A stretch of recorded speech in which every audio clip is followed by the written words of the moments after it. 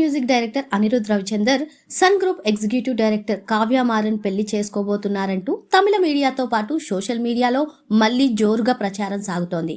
Super star Rajinikanth నటిస్తున్న Jailer 2 విడుదలైన తర్వాత వచ్చే నవంబర్ 2వ వారంలో వీరి వివాహం జరగవచ్చని వార్తలు వస్తున్నాయి. అయితే దీనిపై అనిరుద్ కానీ కావ్య మారన్ కానీ ఇప్పటి వరకు ఎలాంటి అధికారిక ప్రకటన చేయలేదు.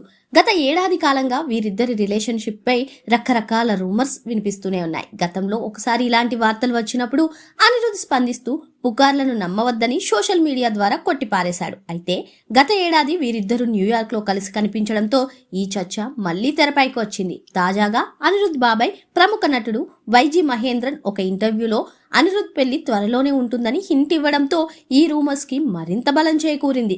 అయితే ఆయన వధువు ఎవరనేది మాత్రం వెల్లడించలేదు.